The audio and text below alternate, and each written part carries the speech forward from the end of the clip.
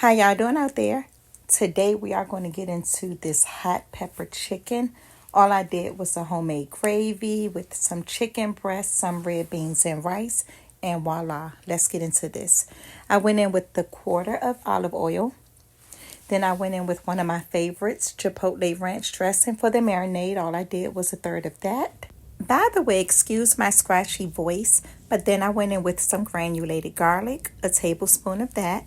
Then I wanted to give this tomato bouillon a try, chicken flavor, so I went in with a teaspoon of this.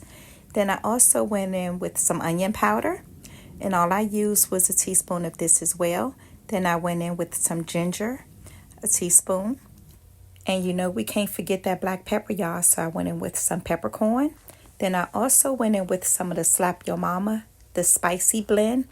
I went in with a half a teaspoon, but you could adjust your spice level.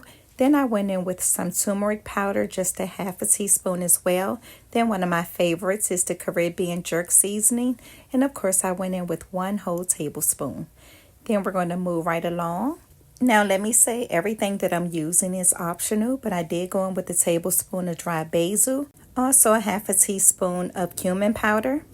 Then I went in with a tablespoon of brown sugar. Now let's go ahead and get everything mixed in. You want to make sure you get the seasonings on the sides and the insides. Flip it over and do the same thing. This is just my method. What works for me may not work for you. But we're going to go ahead and move right along. Now right here I went on and added a little bit of cornstarch, about a half a teaspoon. I wish I used more right there. Then I went in with 2 tablespoons of unsalted butter, some of the sweet chili sauce. You want to mix that all in.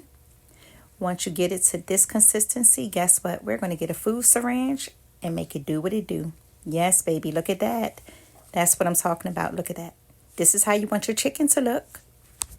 Now, if you have time to let this refrigerate overnight, that's better. But for me, I only had an hour. Then I went in with 3 tablespoons of unsalted butter, thinly sliced onions. Then I went on to add some fresh garlic cloves, 2 cups of cilantro.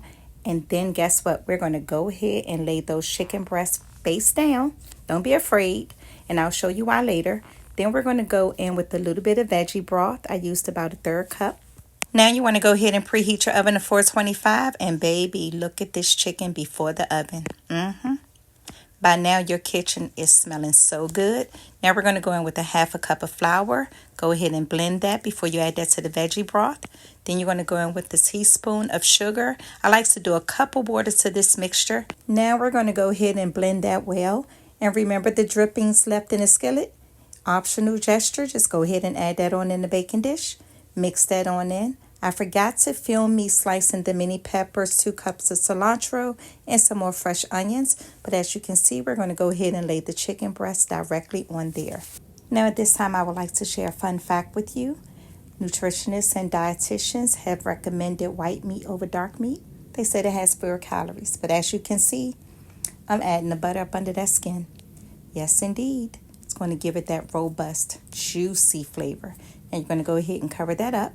Now you want to get this in the oven on 425 for about 35 minutes. Then you can take it out, baste it a little bit. It's up to you. This is what I do. And then voila. Bam. Look at that, y'all. Now I did bake it an additional 10 minutes uncovered. But you see how it came out? Something good. Let's go ahead and lay the red beans and rice, so whichever side you select. Now we're going to go ahead with the chicken. And guess what?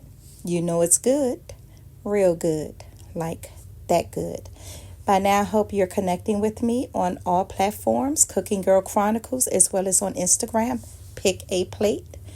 Like, comment, and subscribe. See you next time.